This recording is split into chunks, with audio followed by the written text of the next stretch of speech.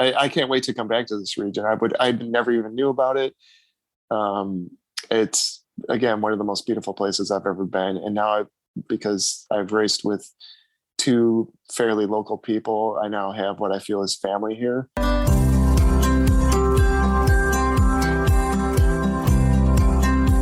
Welcome to the Dark Zone, an adventure racing podcast. This is your host, Brian Gatens. Today's episode, recorded October 2021, is with Richard Sparks. Richard recently competed as a member of Team MRC, Mac Parkman Foundation, at the Adventure Racing World Championships held in A Coruna, Spain. You will quickly learn that Richard's experience was exciting and not exciting, and challenging and fun and not fun, and ultimately rewarding. For those who are new to adventure racing, you will find the entire adventure racing experience wrapped up inside Richard's experience during the race. So sit back and relax and enjoy the Dark Zone. Folks who are listening at home who have not followed along with Worlds, can you talk a bit about the logistical structure of the race, the size of the course, the legs, recognizing, by the way, that this was a massive, almost week-long race for a lot of people. So it's tough to capture in a few sentences, but talk a bit about the course. Yeah, for sure. So the macro view, it's basically a 600-kilometer course. And really the meat of the course to me was the first leg. It's 76 miles. You have nearly 18,000 feet of elevation gain, which is, quite a bit to start out with. And that was on your feet or on a bicycle? That was on your feet. So let's roll back a bit. So the first beginning part of Worlds was a 76-mile trek. Yeah. So you basically have 3 back-to-back-to-back marathons with just over 18,000 feet of elevation gain. And that's just the very first leg. So it's for me personally, I broke the race up into 3 different races. The first race was the first leg. The second race was after that you had the kayak section, you had the mountain bike section and then the kayak section. And if you were one of the ones lucky enough to make it past the kayak and have a prepaid hotel for you, you could stay there for 6 hours and get some food, shower, and sleep. And then after that, you start out on another monster mountain bike leg, which I think was 210 kilometers. So roughly around 100-ish miles. And then if you made it through that, you got... you did another trek. So that was 40 miles or 65-kilometer trek with a very small break in the middle, a paltry 11-kilometer kayak. And then to finalize everything at the last leg of the race was a 35-kilometer or roughly 21-mile trek to the finish. So heavy on the trekking. And I think the key to this race was a lot of foot care and just making sure you're dispersing weight amongst your teammates. So, but yeah, in general, that's the kind of like the overview of the course. So where was the race held? In A Coruna, Spain, which is in the northwest portion of Spain. And the general region is the Galician region, which personally for me has been the most beautiful region I've ever seen in my life. I haven't, I backpacked through parts of Africa, obviously Scotland with Atera, and I've been out west quite a bit, but just the picturesque old European Spanish villas that we passed through. It just felt like I was stepping back in time while riding a very modern mountain bike. was it a very remote race? Like sometimes in racing, you head out into the mountains and you don't see another soul for ages. And sometimes you do these races and you pass through these towns. It sounds like it was the latter for this race. Yeah. So, well, here's the irony. We passed through a bunch of small towns, but due to modernity, a lot of the families that, built these small villages and basically thrived on them through agriculture, that's all changed with the modern day. Like the younger generation has moved to the city. So you pass through these towns and we're like, how many people do you think actually live here? And it's probably only like 5, but it could easily house like 500 to 1,000 people. So yeah, it had this sense of abandonment.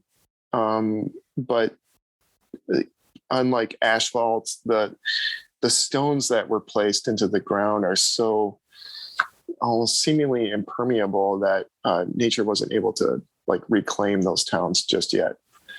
And that's what adventure racing does, right? It takes us into these places that we wouldn't see otherwise, and we travel across them by our own power. And this was a monster worlds. From what I understand, like the distances and the expectations were quite high, and I think part of it was a beautiful place to race across. And much like the rest of the world, the world was a post-COVID experience, and therefore there was a sense of joy. What was the feeling at the start like? How many teams did you see there? How international did it feel? I mean, remember Worlds had a challenge the last several years. So was this like a re-entry back into the race? Well, yeah. So COVID was very. The interesting thing about Spain is COVID was very. It wasn't in the background at all. It was really noted that everyone in Spain. Rarely did you see a person not wearing a mask in public, and not just indoors, but outdoors as well. So unlike the States where it seems like mask usage is very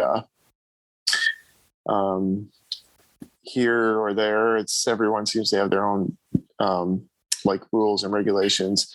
In Spain, it just seemed like the culture itself was very aware of COVID, and as a society and a culture, their sense of sharing and being part of a community was like accepting that, okay, to protect each other, this is the right thing to do. And so yeah, that was all throughout Spain. Gotcha. So, the idea being that not only do I want to be healthy, but I want you to be healthy. So therefore, I'm going to make this decision personally because it keeps me safe and it keeps you safe. Yeah, exactly. It's a very communal sense of awareness, and just that's how they've conducted themselves ever since I've been here. So it was rare to see anyone not wearing a mask. So again, COVID is very like I don't want to say like in your face, but it's very present here. Gotcha. It's living in the background. It's still there. It's still present. It's not code red, but it's still obvious and aware. Okay. Oh yeah, definitely. I mean, you walk out on the street and nearly everyone is wearing a mask. So, and the race organization, they did a great job with that. I thought this was kind of interesting that we had to take an antigen test in order to race, even though if the race didn't exist, I could still fly into Spain with being vaccinated. And I could just by virtue of being vaccinated, I could go about my business and, be a tourist. Right. But to enter the race or to race the race, you had to take an antigen test. And I think that's a good thing for the race directors who are listening to this podcast to keep in mind. Yeah. It sends a nice message to our host communities, regardless of what it is, whether it be a medical issue, whether it be logistical, that when we clearly extend ourselves for the benefit of the local community, it engenders goodwill. It engenders feelings of positivity about us and about the sport. I bet you probably had a hero's welcome. They must have loved you. All the racers and all the teams. I think there was a parade beforehand where we went through the town and all of that. There must have been a lot of energy prior to the race starting. Yeah, definitely. The parade of flags. So personally for me, this is my second ARWS event, but my first ARWC race. And the parade of flags was just, I mean, it was just great to be around so many different cultures and to be a part of a common theme, especially sometimes in the world where things can be divisive. That's what I love about our community is that everyone has a common purpose and they can experience this with joy. And it doesn't matter what language you speak. It doesn't matter what country you're from. Uh, Nearly everyone has a smile on their face, and that speaks beyond words. Gotcha. And the other part of it too, and we think a lot about this in adventure racing, to be part of a community is important to all of us. And I would assume that being at the ARWC, at the World Championships, is that feeling on steroids. The fact that you are not only you coming together as adventure racers, but as citizens of the world coming to a beautiful spot to take on a massive challenge. It sounds like that was the vibe. Yeah, definitely. And also just being from the United States, like, I've traveled abroad before, and sometimes the U.S. is not, like, when you speak with locals, they're like, "Oh, you're American," and they have like certain distinct interpretations of like who you are as just being American. And so I always try to spread that, there's both positive and negative people in this world, and I'm going to represent the country in a positive light.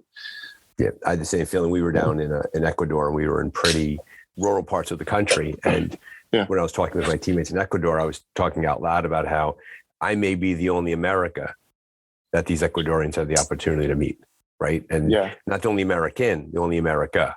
And so the way that I conduct myself, the manner through which I, how I interact, how I act, how I behave, says a lot about my country and who I am as a person. And I think that was very obvious at the World Championships, that everybody was quote unquote on their best behavior from all the different countries, right? Because we take a lot of pride in racing and who we are. How many maps were distributed for the race? So I believe there was 51 maps. I know, right? So at first I thought those listening at home, no need to rewind. He said 51 maps were distributed for the race. Yeah. So here's a little caveat with that. So at first, when we ordered, there was an opportunity to get a second set of maps, which I think most teams would agree is like a smart move to get like two sets of maps, because you can, if you lose one or if you have a backup navigator and you guys are working together, it's like you can thumb the route together, right? But when you get this stack of paper there, it's like, oh my God, this is 2 extra pounds. Yeah, exactly. It's waterproof. It weighs a ton. Yeah. 50, and you have to carry it all on the first leg. Right. Yeah, you don't get the maps during the race. You're handed them right away. Yeah. So for those people that may not be familiar with some of the ARWC style, we got our maps basically an hour beforehand. Although originally in the logistics, we were supposed to get it the night before. But personally, I think that was better because it puts everyone on the same page. Because then you're away from your electronic devices. No one's getting an edge from overnight mapping information. You get the maps an hour ahead of time, and the only thing you have time for is a little bit of route choice and highlighting your route. So there's no competitive edge based off of your cellular service that you have the night before. Gotcha. And the race was linear, correct? You were bused to a start line and you had to race your way back to the finish? Yes. Yeah. Mm-hmm. Yeah. So it was about, I think it was like a 2.5 hour bus ride.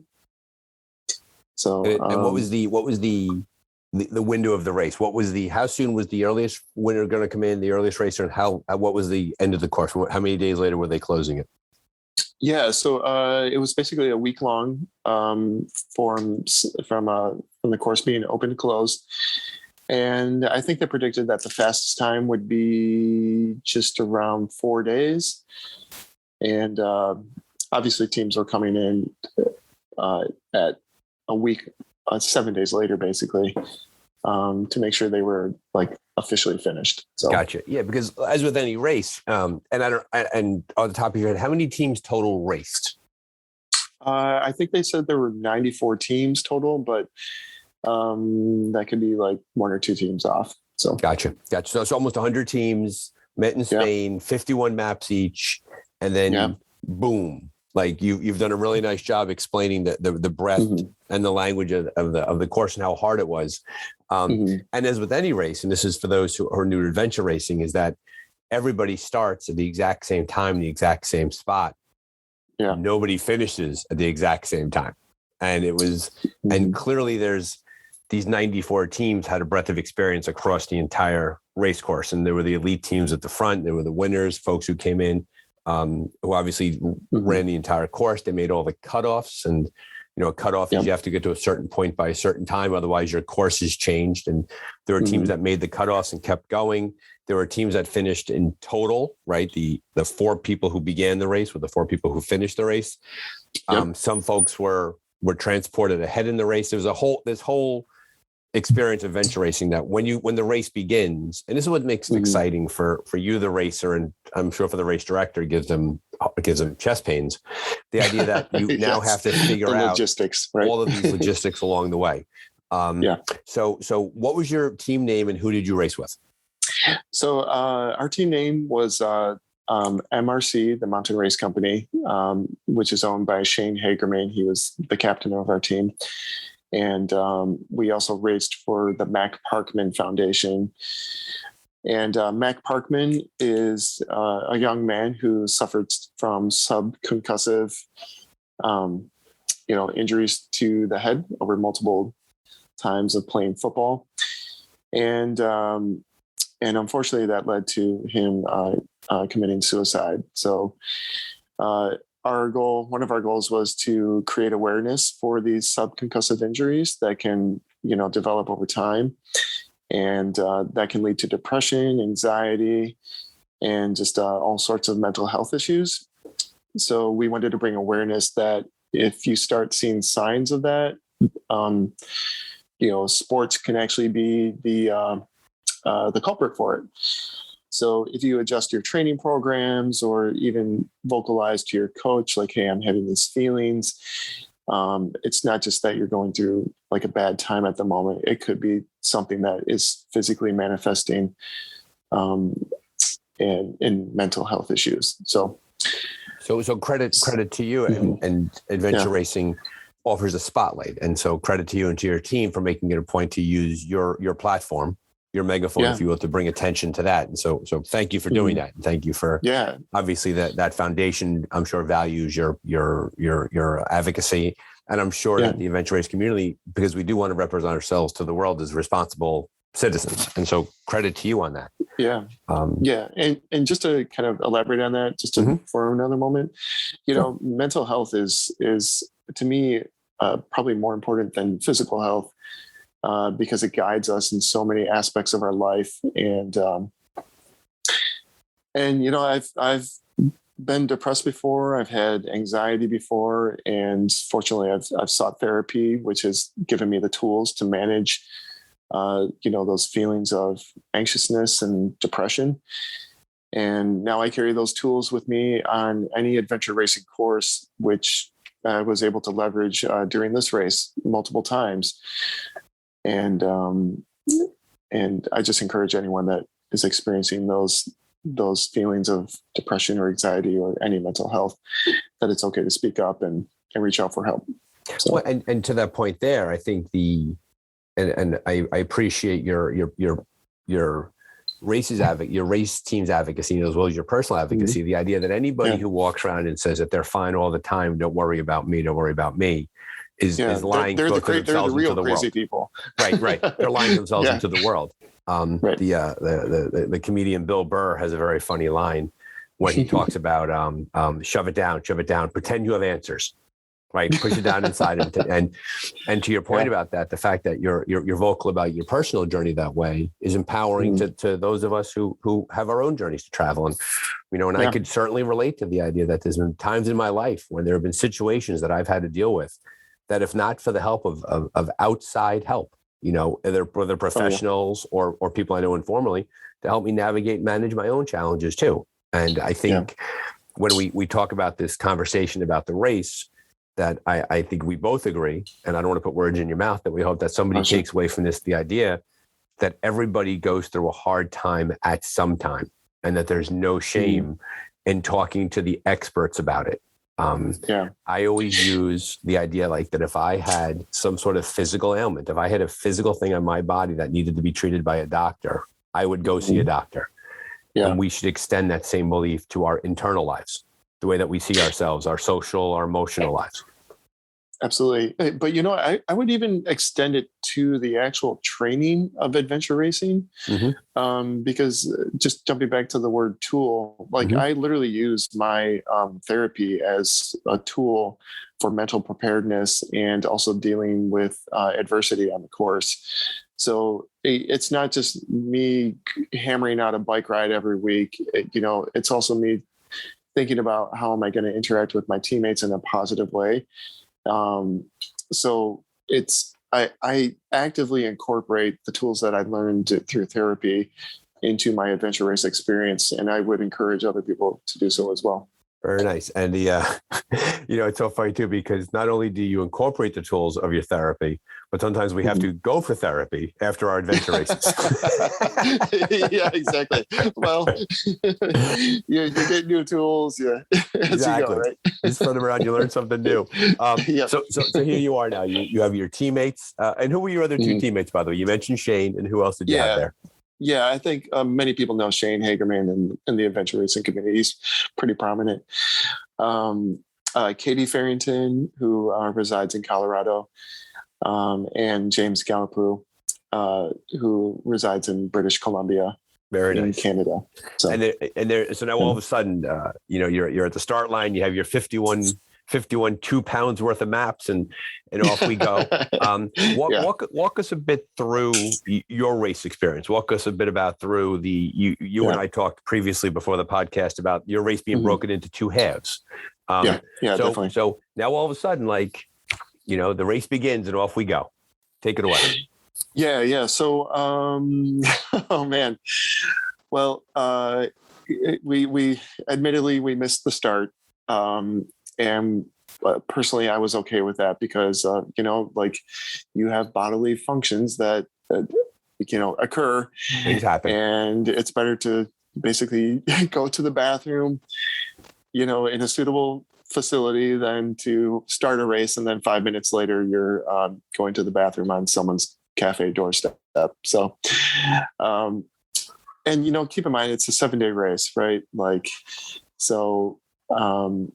After we all took care of our human needs, about a few minutes later, we passed through the start line, and which I have no problem being in the back of the pack to begin with, because I love the idea of hunting down teams. I kind of thrive on that.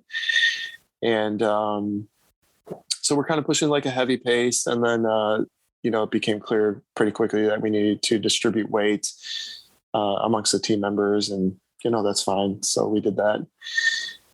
And then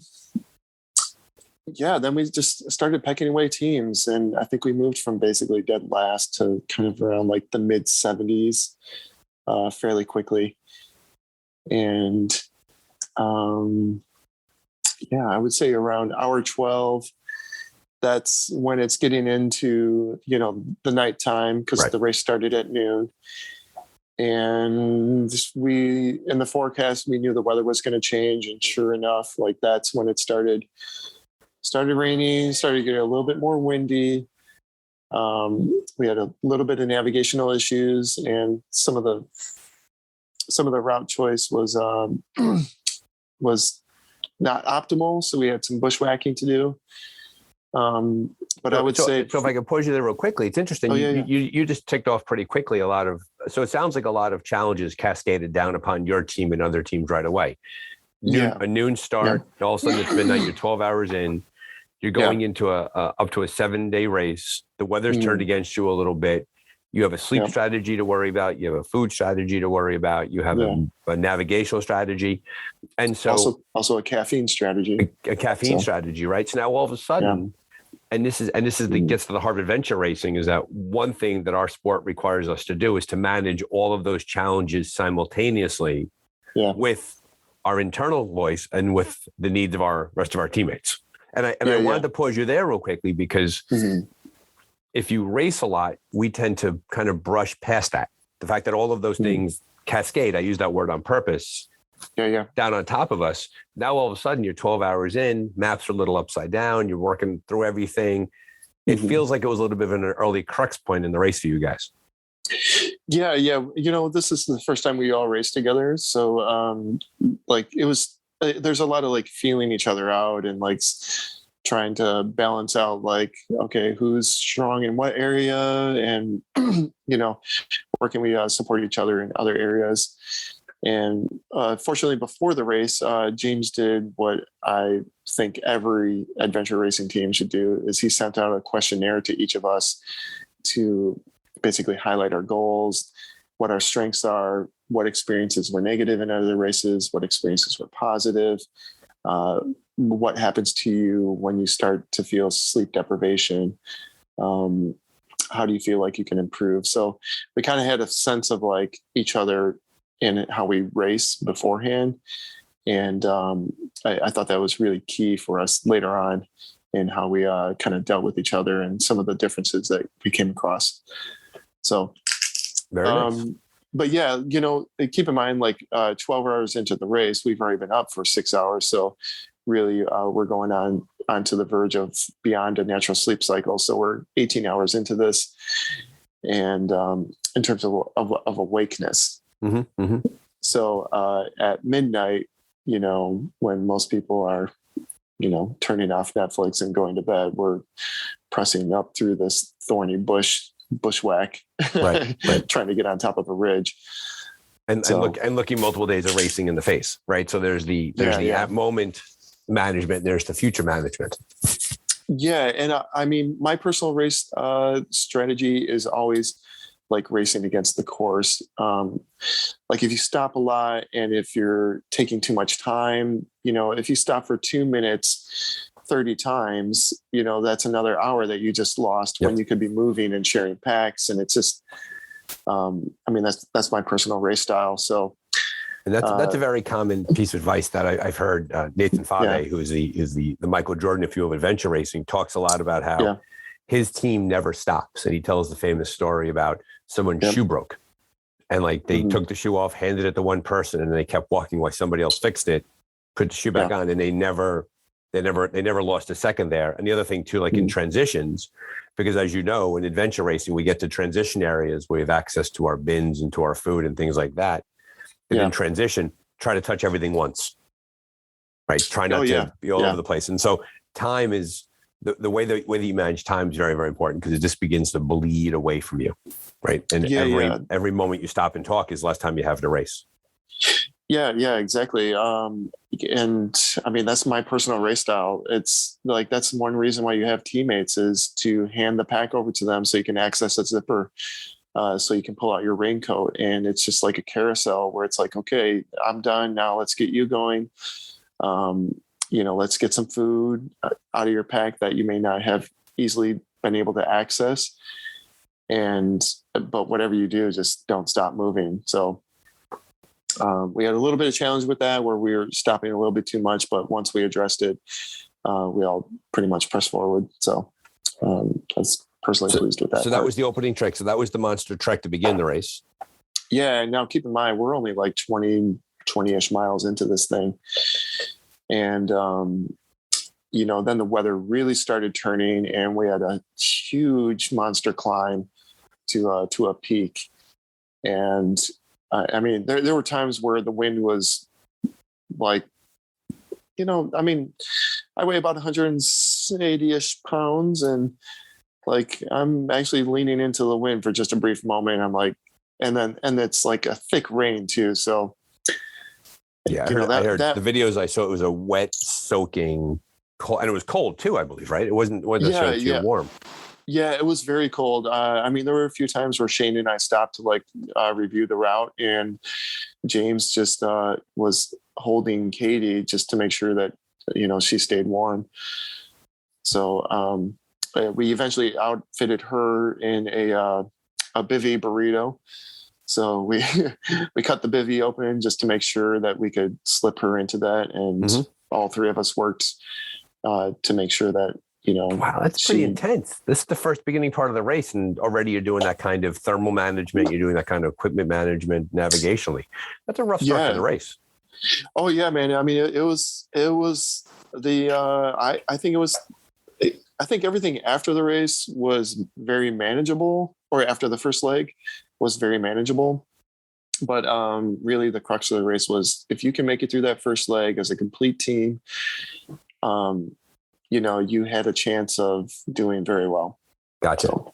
And so how did the trek finish up for you? Did it improve from there? Did the weather come in when daylight came? Did spirits go up, or did it keep being a challenge? Yeah, it was interesting because once the sun rose, we had descended into a valley area, and we all just, the rain had kind of passed, but we were soaking wet, so we all stripped down, nearly butt naked, to put on a second kit of clothes, which for your listeners, that may not seem like you want to race.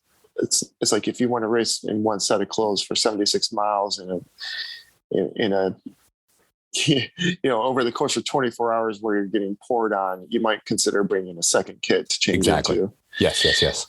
Yeah. So once we all stripped, it was interesting because we're like basically nearly naked, and it's like, oh, hey, the air's not that bad, but our clothes were so soaked that it was shaking us to the bone. So once we put on our dry clothes and kind of reset our racing kit, we all warmed up pretty quickly, and then we were okay after that. Gotcha. So that's coming up that's around 8 a.m. The next morning. Gotcha. So now you're 20 hours of racing at that point. Yes. And you've been awake for probably 26 hours by that point. Yeah, 26. So, gotcha. So, and we were not even halfway through at that point. The first track. Yeah, the first track. So, Shane started having some back issues, and so there was a kind of a shift from our mental goals, I guess, if you will, to just making sure that he was. So I think this is something important for your listeners, is the ability to just dial back your expectations without feeling hurt or anger about it. Once it became clear, like his back issues was not going to relieve itself, because sometimes you have aches and pains, like your knee hurts or your ankle hurts, but if you press on for like another mile or so, it's like, oh, hey, that kind of worked itself out. It became clear that this was not working itself out, but was getting progressively worse. So, personally for me, I was like, okay, I'm no longer in competing mode. I'm in make sure Shane gets to a TA so he can receive medical attention mode. Gotcha. So, fortunately, James and I were able to really carry his pack often and tow him every now and then. And just, James had some painkillers, which really helped out. So, and it was very obvious when the painkillers would wear off. But sometimes you get out there and things just begin to disassemble. And to your point, you make a valid case for the fact that sometimes you go from being a racer to being a traveler, right? And you want to bring that person across to a safety. And so and Shane has shared out loud on social media about his challenges too, and we hope that he's feeling better. Yeah. So you got Shane to a TA. So I guess at that point you kind of packed up your gear and went home and had a vacation on the beach, right? That's what you did. You quit when Shane got there. Oh yeah. I mean, it's just a vacation in Spain at that point. Exactly. So here, there's a little bit of time missing in this. It took us 48 hours to do that trek. So I just want to hold that number in the air for a moment, to do 76 miles. So it took us literally 2 days. We had been up for 54 hours, and we hadn't slept yet. So right when we got to the TA, we got Shane to lay down, and then at this point, we all had a talk as a team of like, what do we want out of this race experience? Because it was clear that Shane wouldn't be able to go on, and we all talked about it. James and I wanted to continue racing, and Katie was kind of she's very competitive, and she's like, I wanted to be official. She was able to stay back and take care of Shane because she has, I think her practice is in like physical. I can't think of the terminology of her medical practice, but she was able to tend to Shane, and then a whole series of unique events happened after that. Good on Katie for making the decision to keep an eye on Shane and recognizing, thank God she had the medical background to do that. I've been in that same position too with an injured teammate. You want to keep an eye on them. And so thank you, Katie, for doing that. And then recognize you're not going to go official too is hard, and that's challenging. And, because to go official, for those listening at home, to go official means that the team that begins the race is the team that finishes the race. Right. But in adventure racing, very often, and I a little bit of foreshadowing here for what's going to come next, it's not uncommon in the larger races for groups of racers that when teams begin to splinter due to medical reasons and other reasons, when they begin to fall apart, very often various disparate groups begin to form new teams and continue on the course together because it's an adventure, it's an expedition. So talk a bit about that. So now, are we getting into the second half of your race? Yeah. So I basically had 2 races, and that was the end of the first race. So the second race really began when James and I both agreed that we wanted to continue racing, because we had spent all this time and preparation to come to Spain and to compete. But we couldn't continue on unless we had 3 people. So the race organization said that we can continue on if we find at least one more person. And you're in a TA looking around, like all it's basically like creating a dodgeball team, right? Exactly. Where it's like, okay, I want that guy. Yeah, exactly. So line them up, folks. Let's see who we got. Right. That's awesome. So what happened? How'd that work out? Oh man, well, that was a complete different change of events from the first race. So there was a Spanish team that had lost 2 people as well. And 2 guys were looking to race. And so James and I just went right over to them, and they spoke very little English. We spoke very little Spanish, but we somehow communicated that we both wanted to race. And we just took it's a huge chance, right? Because you don't know these guys' backgrounds. You don't know how good they are at mountain biking. And you didn't know them at all. You had never met them. Never met them at all, and probably would have never have met them. I can almost guarantee I'd never have met them. So first off, there's the beauty of adventure racing, the fact that we throw ourselves into these amazing sliding door life experiences. So let's recap for our listeners. So the trek was 76 miles, took you 48 hours, 54 hours of being awake. Yeah. Your team comes apart for various reasons, medical being overwhelmingly the primary reason why the team separates. You're in the TA. James and Richard are standing around looking for new partners. And then, so what were their names? So their names are Isaac. By the way, now you do know their names eventually, right? You did learn their names? Yeah. Isaac and Josito, but at the time he introduced himself as Jose. Josito. Okay, Jose. So Isaac and Josito. Now, do you know their original team, who they were with? Not until much later. But their original team was Cornelius. Okay. So, yep. Okay. So now you now have new partners, and then you still have. By the way, you still have 5 days of racing possibly ahead of you. You still have 5 stages ahead of you. Clearly, there's. And for the listeners at home, short coursing is when if racers don't get to a certain point in the race by a certain time, the race isn't over. They're usually transported to a different part of the race course. Sometimes they're brought around. Were you up against timelines, short coursing? Like, walk us through the second half of your race. Yeah. So the second half of the race began, we were basically, we had a choice to, we knew there was no way that we could do the kayak and get the cutoff. Got it. Or beat the cutoff. So, but we talked to the race organization and we said, we would like to get the checkpoints for the short course and we think we can do the mountain bike leg and still be back at this TA in time to be shuttled forward to where the short course began again. So, but we told them, we're like, hey, we haven't slept. Like, we need to sleep for at least like an hour. And so James and I slept for an hour, and 2:30 on, let's see, that would be Monday, rolled around. Yeah, on Monday, 2:30 p.m. And we departed that TA on the mountain bike leg.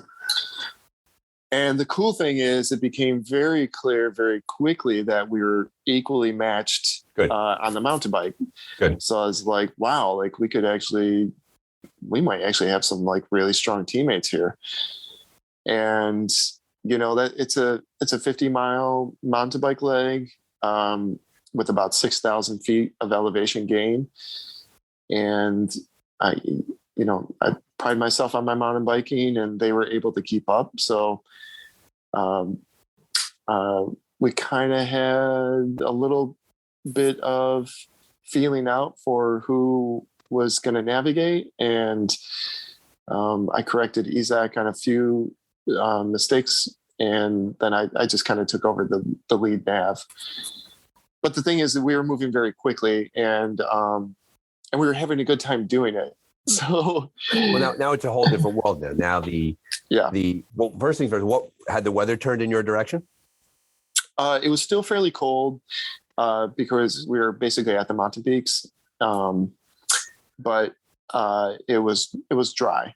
Gotcha. And, so cold and dry we can do, right? Cold and wet is really hard. Yeah, exactly. And it only kind of rained just a little bit throughout the mountain bike, but again, we were moving very quickly, and I was personally pleased with that, because that's I usually like to move fast the whole race and then slog it out for the last day or so. Gotcha. And what was the terrain like for the mountain bike? Was it single track? Was it road? Was it gravel, fire road? Yeah, I would say a lot of it would be equivalent to fire road, but for Spain, it would be like main roads. Gotcha. Yeah, you get to these things on the map and you're like, wait, that's the road? Okay. So like typically on the maps in the US, if you see like a dotted black trail, you think like a 2-track, right? But right. Or like a wide single track. But for out in Spain, I mean, these are actually like legitimate roads that are rocky and rough, and probably thousands of years old from horse and carriage. Gotcha. And they're embedded into the ground, and so that was your main course of travel. So now things are looking up, right? The navigation's starting to check in. You have your 2 new teammates. You're rolling along, and there's nothing quite like checking off, hitting the checkpoints, getting that little dopamine rush, feeling good about yourself. Yeah. So that was good. And so walk us, keep going through the mountain bike. Yeah. So the mountain bike, then we got to another checkpoint where you had to take a photo of. Was this the castle? Yeah, this was the castle. So fortunately, James and I, we did our research ahead of time, and we knew right where it was. Because it's a very expansive complex, and I was like, look, it's on the southwest side, of the castle, where we have to find this door. So literally, we pull into town, and there's just a guy walking to a cafe, and I was like, hey, amigo. River de Grande, and fortunately Isaac and Josito were like, what are you trying to say to this guy? And I was like, ask him where River de Grande is, and fortunately the guy just pointed like right over there, and that was like our in to the castle. So great, so beautiful. Because my Spanish, right? Of course, exactly. Which I can relate from being in Ecuador. I know what you're talking about. So like, so you're getting the full buffet of the adventure racing experience. Now you're on these roads. You're coming across castles. You're taking photos. Feeling good. And so you took the photo of the castle, and then what was next for you guys? Well, yeah. So in addition to all that, through our experience, keep in mind, like, they speak very little English. We speak very little Spanish, but between James and Isaac, they were able to parse intentions. And I just asked, like, hey, what is Spanish for right? What is Spanish for left? Gotcha. And so now, like, I'm starting to speak in their language so that everything's clear with them. And they're starting to speak in our language. You have to wonder if there's a lesson to be learned here, that being unable to talk to your teammates makes for a better race experience. Because it was all go. There's no chatting going on. Yeah. It was all go. It was very fast paced. I mean, we did the mountain bike leg in 9.5 hours, and I think the race organization billed the fastest team at 8.5 hours. So if you think about it, we're like 3 days into this, for a team that's never raced together. Like, I was pretty pleased with that, and they were too. So that was like, that was good to experience that. Sure, that had to be great for both sets of teams coming in. Nothing beats being ahead of expectations. And then finally, and it sounds like the trek, for all of its challenges with Shane's medical and getting him across the finish line, it must have been rejuvenating for you to have that experience on the mountain bike. Yeah, it was, because the thing that I've learned in adventure racing is you have to hit reset through when you experience adversity. If you don't hit reset and you start carrying that baggage on you, it's just like adding extra weight to your pack. It's like unnecessary. So any of the trouble that we experienced on the first trek was non-existent to me on the second part of our race. And again, I think that goes back to like the mental health issues, where it's like you need to hit reset so that you can, reset your mindset. Gotcha. We're gonna put this over there for the time being. We're gonna hit and the race begins again, and that is a partner observation, which goes along with the idea that no matter how you're feeling, it's going to pass. That if you feel great during a race, well, eventually there's going to be a valley, and if you're in a valley, there's going to be a peak. And the trick is to try to regulate those moments in between each other, because with a race of this breadth, but you don't have to be racing for 7 days to feel this way. At every point during a race, you're going to feel a wide range of emotions. And so the idea is to move through those range of emotions, to use those tools as you talked about, and then to your point, reset your race along the way. So it sounds like you had a hard reset to your race in that TA when you came across your two new teammates. And then off we go, right? So now you're 9.5 hours into mountain bikes. Now you're high-fiving each other and you're transitioning. From the mountain bike, what did you go to next? So the mountain bike, we ended up at the TA, and that was kind of like the holding pattern for the short course teams. Was that TA4? That would have been TA2. TA2, okay. We got shuttled eventually to TA4. Gotcha. Where the short course began. Gotcha. And that was when they held you guys there until the race leaders passed through. Yeah. So once we got we got shuttled over to TA4. Now, keep in mind, this is the next day. Right. So this is at Tuesday at 10 a.m. So we had a chance to get about like another 2 hours of sleep. We're just waiting for the leaders to come around. And now Isaac, Jose, James, and I are all wondering, okay, we killed that mountain bike leg. How are we going to do on the trekking leg? Like, because it's a different discipline, and you can be a strong mountain biker, but a very poor runner, and vice versa. So much harder on the feet, much harder on the body. Yeah, exactly. And I mean, your feet are already beat up from like 76 miles of trekking. So I think it became very clear again. It's like, okay, we might actually have a strong running team here. And so comparatively, once the 5 leaders came through, we were able to restart our race at 10 p.m. on Tuesday. So we're at TA4. We're starting the next 3 stages of this race. And the first of those 3 stages is a 65-kilometer trek. So another brutal 40 miles of stomping on your feet with nearly 9,000 feet of elevation gain. And right when the gun went off, per se, we were like, we were running. And I was like, oh my God, like these are my people. Like we're going, like it's, you're right out of the cannon. Yeah, exactly. Like I was a little worried because they said they didn't need trekking poles. And, but they also didn't need trekking poles for the first 76 miles. So I was pretty impressed with that.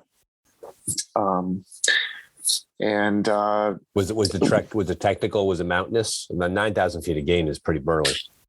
Yeah, especially over 40 miles. I mean, that's a hefty chunk of elevation gain over that distance, which is it's basically like the first leg of the race cut in half. So just to compare that, we did that leg in 12 and a half hours. So if you think about the first leg where it took us 48 hours over 76 miles, we did 40 miles in 12 and a half hours. Wow. So you guys are getting faster and faster. Yeah, it was awesome, man. I mean, and I think there's something to be said about that for later on in the race. And James mentioned this, that your body heals itself, later on in the race. And I personally felt that. So my stride was coming back. I had a little bit of foot pain, which James popped me in a leave. And a half hour later, it was almost as if nothing had ever happened. So, yeah. And the expression in adventure racing is that if you make it through day 3, it's day 1, day 2, day 3, then it's the finish. And clearly you were in this mode in the race where you had the success of the mountain bike. You were moving well on the track. You kind of reawakened. You came back alive. And then your body physically kind of adjusted to what you were asking of it. Yeah. Yeah, it's very interesting how that works. Like you'd think everybody would just be dead and doing the zombie walk, but no, man, we were full out running. I'd say probably sometimes 8-minute miles. Wow. Wow. And we were being very strategic about it. So we were running on the flats, trying to run the downhills depending on how steep of the grade it was, and just power hiking on the uphills. So we ended up catching Torpedo Vidorad and Nayar, who were in. And those were full course teams. Yeah. So they were in second and third place at the time, and we ended up catching them. So, I mean, that was it was kind of funny. I was asking James, I was like, do you think we should joke with them when we pass them and tell them that we're full course team? Because at this point it's just headlights, right? They just see 4 headlights steamrolling up to them. Well, that must have bugged them out a little bit. Like the idea, like, who are these guys? Because remember, we are in a race. Yeah. You're in your own little bubble, and you have until you see a set of headlights, and you're trying to figure out who it is. Yeah, exactly. Next thing you know, okay. I'm sure you gave him a good scare. I'm sure when you came around the corner. Yeah, Marcos's team, Torpedo Vidorad, I think they recognized us very quickly. Okay. But Team Nayar, they saw us coming down the trail because they were descending toward the river. When they saw our headlamps, they were like falling asleep at the time, but then that completely like caffeinated them up, and they started. Good job. Running you saved the race. Yeah. so you do the 65K trek in 12 and a half hours. Yeah. And then what that led you back to the mountain bike? Yeah. And no, it didn't. It led us to the kayak, which was very important. Okay. So when we started at 10 p.m. on Tuesday, I kind of was doing some math, and I told our team, I was like, look, we have to run hard to meet the tide, because I don't want to get stuck in high tide and then be paddling up, basically the equivalent of upstream. We need to get there by preferably 8 o'clock. And we can be there no later than 11 o'clock a.m. the next day. Gotcha. So we met that goal, and man, we barely paddled once we got in the kayak, because the sea just sucked us out into the bay. Yeah. And later on in the race, teams had a lot of trouble with that. A lot of folks, when the tide went out, they were basically dragging their boats through the mud, trying to get to the finish. Exactly. Yeah. So we had that conversation 12 hours ago when we started that. And I just told them, I said, like, we're going to have to run every chance we get. And this is our deadline. So how did you know the tidal times? Did they tell you? Yeah. So that was published in the road book that the race organization gives you. Gotcha. Because they said that area was really susceptible to tide influx. Gotcha. Okay, so good on you. So you hit that deadline. So all of a sudden, the tide is your friend. It's pulling you towards where you want to be. Yeah, exactly. And it's interesting when we caught up to Nayar, Team Nayar. We were kind of running with them for a while, and I can't remember his name, but he's the race director over there. He asked me about a route choice, and he's like, "Hey, which way are you going?" And he showed me his map, and he's like, "Is this? What do you think about this route?" And I was like, "Oh man, no way, dude! Like, you got to stay low on the river. Like, there's a road over there," because he didn't see a bridge. Right. And I think that would have really impacted his race if he would have kept to his original route. But their team was able to make the tide, and so ultimately, I think that helped get them third place overall. So huge. Holy cow, you saved the race. You're like an angel. Yeah. You're a trail angel. yes, I was kind of happy to help out with that. And he came up to us afterwards, and we spoke about it and just kind of laughed. And that's great.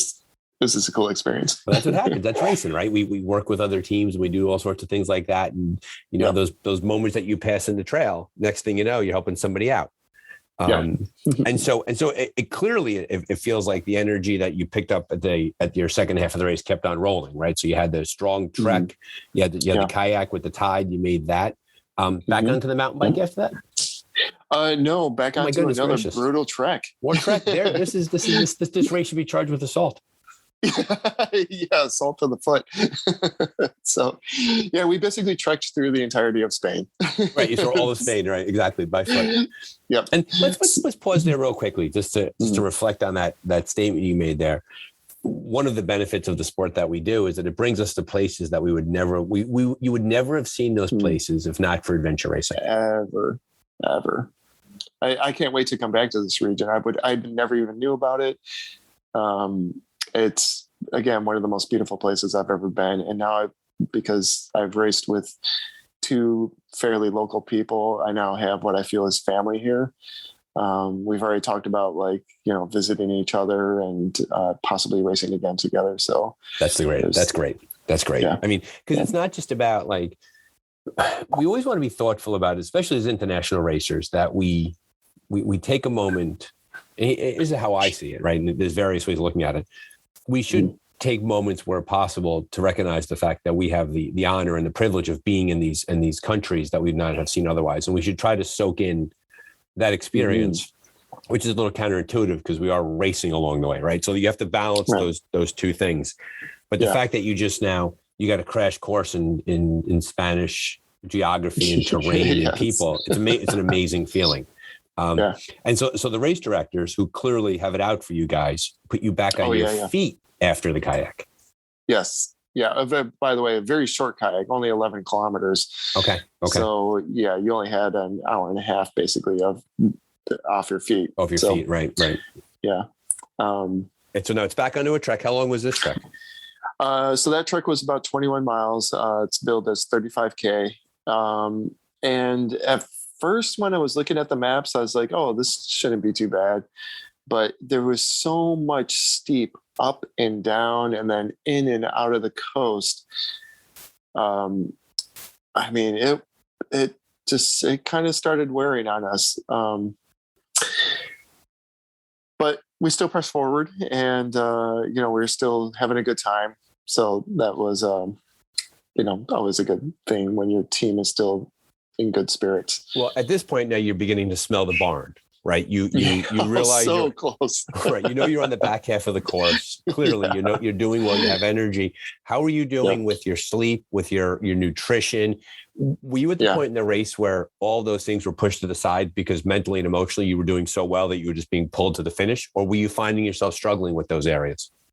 No, not at all. So there was, we just kept pushing forward, and, we would run when we could, and just power hiked when it was basically like a steep uphill.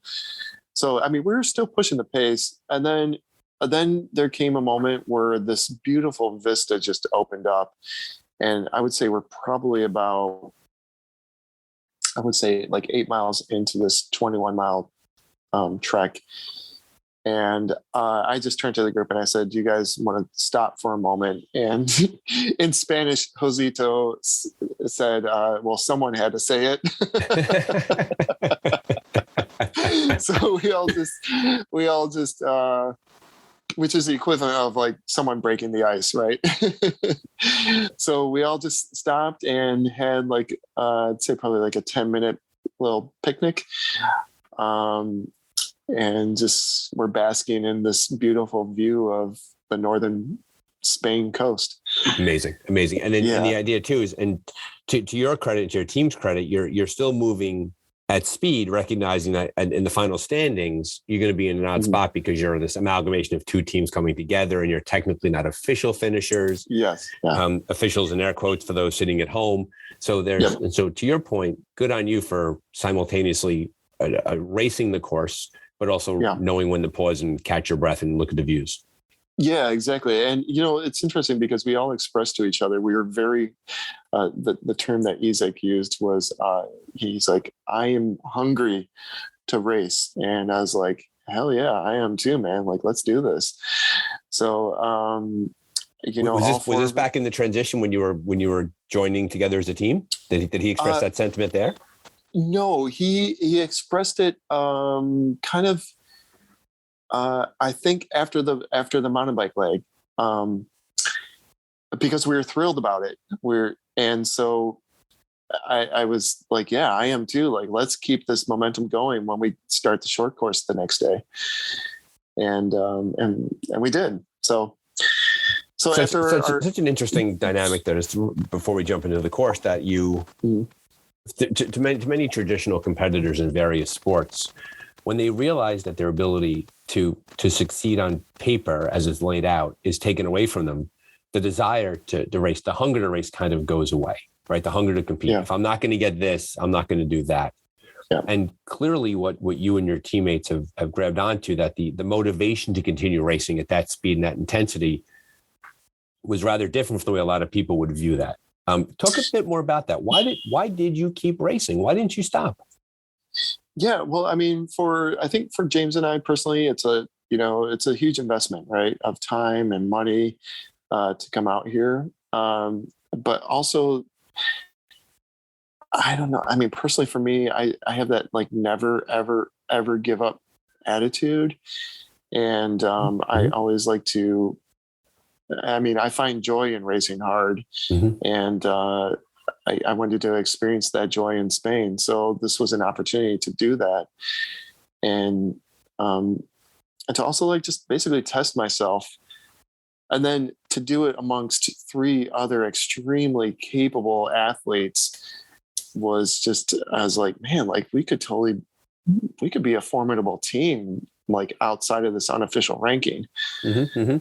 And so part of me almost felt like, hey, we're almost auditioning each other. Like how fast and how far can we go? Right. Which by the way, which once again is the beauty of the sport. You were just 4 random people thrown together at a TA after 54 hours of being awake. Yeah. And here you are. It was the craziest, but also the most beautiful adventure racing experience I've ever had. And, the first race didn't work out so well, but the second race, man, I mean, it was all worth it to me. So excellent. That's so great. Yeah. And it's great that you have a chance. And thank you for being thoughtful and reflecting upon it during the podcast. The listeners and I, we appreciate that. Back to the racing, right? So you do your 21-mile trek, right? Now you're feeling good. You have your little picnic. Keep going. Yeah. So we got about 12 more miles to go. And I would say once we started like another 3 or 4 miles, then the cool part of racing with the local team started popping up, because all of their friends and families started following their tracker. And now they had access to certain pathways that we were going to, and they were joining us on some of the trek. And so it was kind of thrilling to hear, our Spain teammates, just watching them converse with their friends and family. And then as we got closer to the city, I'd say probably about like 8 miles to go to the finish. Okay. Isaac's son was with us, and he had stressed early on that he wanted to know more English, and he felt it was very important for his family to understand English. So I took that to heart, and I brought Aaron, his son, over next to me, and told Isaac, I was like, hey, give him the map, and he can follow along with us. So I don't know if that's against the rules or what, but I don't care because we're officially unranked. Yeah. But come at and this get point, us. yeah, exactly. Yeah. Take you for all I'm worth. Right. So how old is Aaron? Aaron is 9 years old. So you pick up a fifth teammate, a 9-year-old. Yeah. That's great. Yeah, it was awesome to show him. And Aaron doesn't know English, but we were able to communicate. Like, hey, here's the map. Here's where we are. I want you to follow along with us. And periodically, I would stop and say, Aaron, where are we? That's great. And he would point, and sometimes he'd be right, sometimes he wouldn't be right. But then he actually started getting good. And I was like, man, he's actually following along pretty well. So it sounds like this was just the victory march in, right? You had come through the hard part. You had picked up Aaron, and it was just all about getting to the finish line at this point. I mean, how hard was the nav then? Yeah, the navigation wasn't hard. I did make one route choice that was kind of risky. It took us down to the coast, and I thought on the map it connected us, but there was about a 5-foot span between some slippery rocks that we could have swam. But at this point, I just turned around to the team and said, look, let's just go back a little bit. It's not worth it. That wet, cold later on, it gets hard. Yeah. I mean, if I knew we were competing for the top of the podium, I would be right across. We are swimming, and we are coasteering on these rocks. Yeah, get in the water. We're going. Right. Yeah, exactly. We're gonna go over to that sandy beach once we get over this. But at that point, I was just like, you know what? We're having a great race right now. Let's not ruin it with potential danger. So so we had about 4 miles to go, and we just stopped at a local cafe because we just felt like it.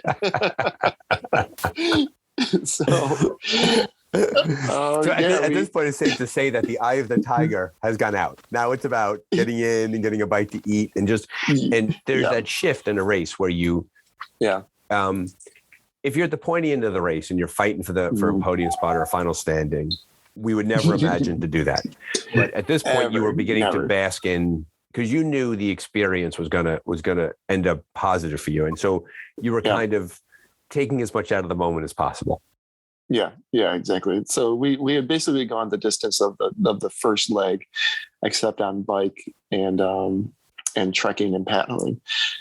Maybe just a little bit further, but actually nearly double. But anyways, the basking was like, okay, we're down in the city. We have access to nutrition, and they the Spain team, they wanted to stop.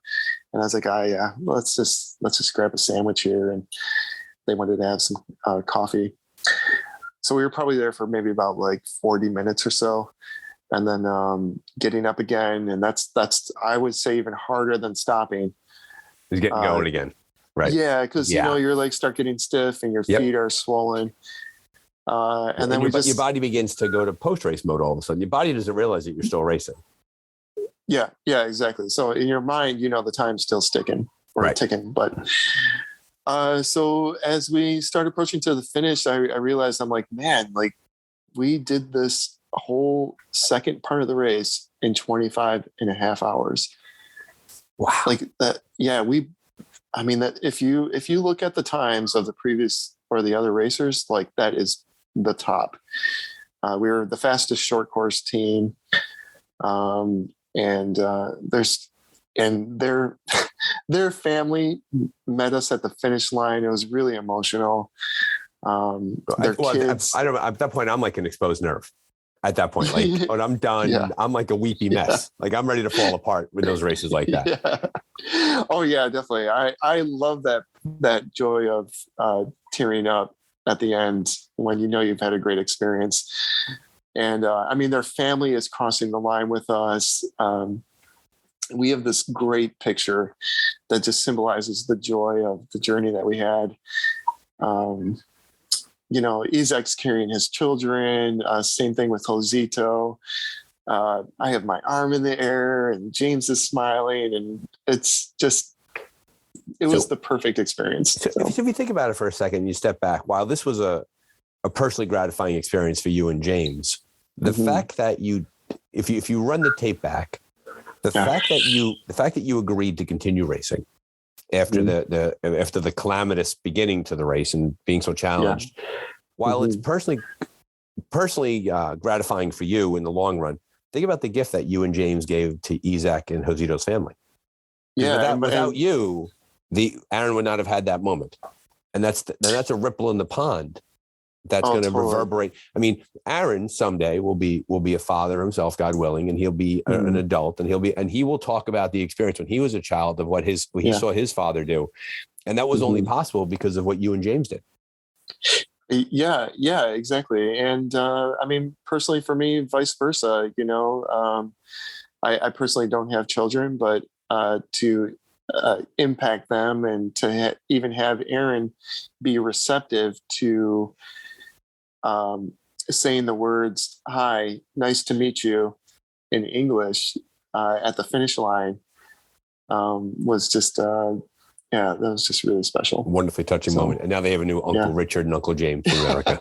Yeah, totally. Yeah. So, the cool thing about this is I don't know, do you want me to jump ahead a little bit or? Sure. Yeah, go ahead. Yeah. So, I didn't realize they had such an expansive club here. So after speaking with Isa, who is a female member of their club, and she spoke a little bit better English, she said, they're going to come back on Saturday for a sprint orienteering event. And so she said Isaac's and their family they're going to be in A Coruna. We should all have lunch together. So yesterday, James and I met them for lunch, their family again, and just kind of relished in the journey that we had. And we did a sprint orienteering event together. Wait, you did a race yesterday? Yeah, we just walked it because it was more. Yeah, it was more like sightseeing and just, the fun of orienteering on a map in a city that you've never done before. Yeah, map in hand. How could you not do that, right? Map in hand and walk around. Wow, yeah, what an amazing, and I want to be thoughtful about your time, Richard, because I know you're still in Spain and you've done your laundry in your room, and I can see it sitting behind you hanging up. Yeah, we should look a little bit on that. Yep, there's I've used basically everything in my room, including that telephone line here. Oh, that's pretty funny. To hang my clothes. So I wouldn't tell the hotel owners that you put the drying on the TV. That's we'll keep that to ourselves. Well, that's a rainproof jacket. That's there you go. Dry. Perfect. So you're going to have to come home eventually. You have to get back here. As we begin to wrap up here, and well, first off, did I leave anything out about the end of the race? I don't want to feel as if we give that short shrift. It sounds like it was a victory march in, and the finish line was what you wanted it to be. Yeah, it was exactly. I wouldn't say what I wanted it to be. It just happened to be what it was. And I was thrilled with the experience. It was an honor to race with James. And it was also just a true joy and pleasure racing with Josito and Isaac. We've already spoken about racing together in the future. And I hope that comes true. So yeah, it was good. It's one of those adventure racing experiences where it'll be with you for a lifetime.